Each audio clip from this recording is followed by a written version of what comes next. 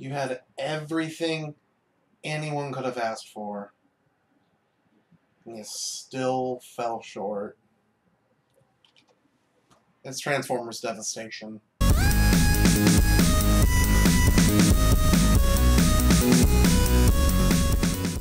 Now don't get me wrong, this game over here is still amazing.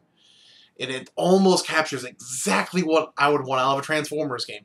Playing as Grimlock or Optimus Prime, going around and beating the hell out of Decepticons. But there are a few small facets of the game that hold it back from being a must-have if you're a G1 fan or just someone who wants to get into Transformers to begin with. But now on a more positive note, let's take a look at how great this game is. Seriously, the actual physical look of this game is amazing. The cell shading is done perfectly.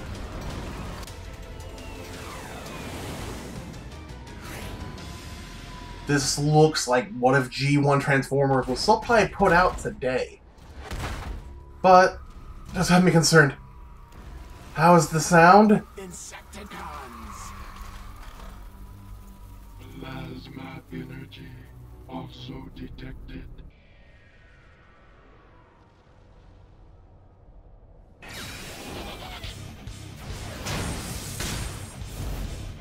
Prepare to be lost in space, Autobot. Oh dear lord, they've brought back all of the great sound effects and added it up. Well, that brings up a really good point about this game. You want this because of nostalgia. Don't get me wrong, having Platinum Games thrown on this project is, bar none, one of the best decisions that could have been thrown at it. They've done some of the best action games ranging from Bayonetta to Vanquish. But you were going to buy this game if you bought it already without ever having considered that part of the process. And if you aren't sold by nostalgia and are still interested, well then congratulations, you're being sold on the idea of a semi-truck and its best friend of a T-Rex fighting a boombox with its pet panther. And I know what you're thinking. It sounds amazing, and it pretty much is.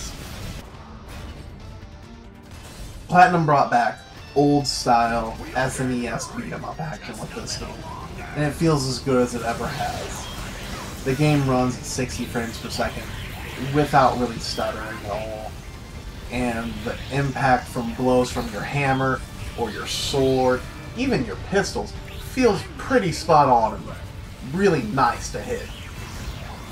You also have a dodge mechanic in this game that, if you time perfectly, gives you wish time like you're playing Bayonetta, which doesn't coincide with Transformers, but hey, that's a bonus for me. You have a mix of light and heavy attacks that flow pretty well together, and as they keep building up in damage, you manage to work up a small super that transforms you back into your vehicle mode, or dinosaur mode, and ram the Decepticon right head on.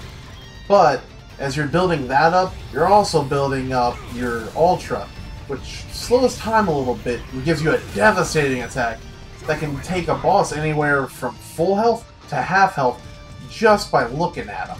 And it feels so good to put someone right in their place with it. Now there are also bonus moves that you can buy from the vendor wheeljack. They include things like a parry. But I'm going to tell you right now, they're not needed to beat this game, and they're almost so hard to pull off at times that they're really not even worth it. But if you don't like how the character plays to begin with, there's a nice weapon synth system in this game that allows you to switch out characters from having dual swords to having a single sword, or to having a hammer, a giant energon hammer. And no other weapon is nearly as good as this weapon. Dear God, do I love the energon hammer.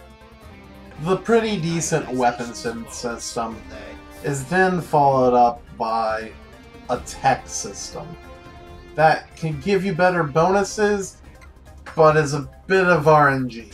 You see, you have to play a little mini game, which is stopping, the tracker right on the dot. And if you don't do it, you get kind of screwed out of both money and the tech piece. And these tech pieces I've seen can be really, really nice. But anytime I went through with it, I didn't get anything worth my bottom dollar. And then there's the leveling up system. And this is a mess. If you thought the robo-dollars you accumulated during the game would only be used on your synth and tech, guess again, this is also mandatory for you to level up. Leveling up in this game is crazy, because you have like 9 stats. Wait, let me go get a character sheet and some dice. Okay, I guess at the end of the day, it's not the worst to figure out, but some of it seems kind of backwards. Here, I want to, hit like a truck, much like the character is. So, I'm going to throw into power. Oh. Power means health. But what the fuck makes me hit harder? The story couldn't be any simpler than the old episode of Transformers 2.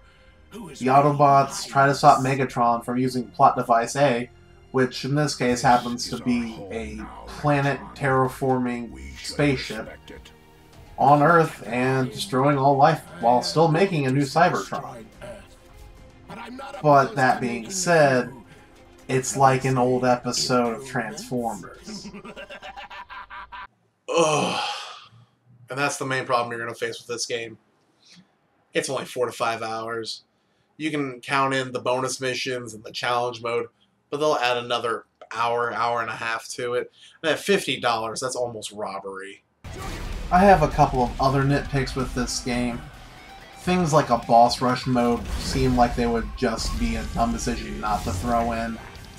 Somewhere where we could run through Soundwave, Starscream, and then Megatron with a finite amount of health on a Transformer. A Decepticon playthrough would have been really nice. I would have loved to have taken out Soundwave for a spin, or Thundercracker. Or even having maybe some more Autobots, because we have the 5 that show up, and we have 2 that show up in the very end of the game in the credits. But there's no cameos from them. But the Decepticons have dozens of people showing up just everywhere.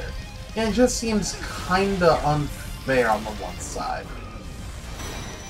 But other than the length, the biggest problem with this game is the lack of co-op. Whether it was going to be an online mode or an offline mode, this game aches for 2 people to just go in and beat the hell out of anything that stands in their way. And it feels like a dumb decision not to throw in. And it makes this game feel very rushed that it's not in there to begin with. Why must you always interfere?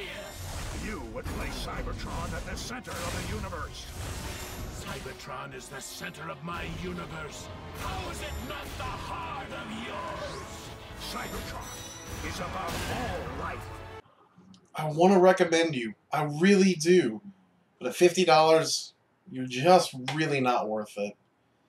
Guys, when this game hits $30, especially if you're a G1 Transformers fan, this thing is fantastic. But 4 to 5 hours, it's just a waste of money. That being said, let's take a look at another heavy hitter that came out not too long ago that might have been thrown to the wayside by some bigger, more popular releases coming out. And this is going to be your stocking stuffer for the year, folks. Catch you in the next one.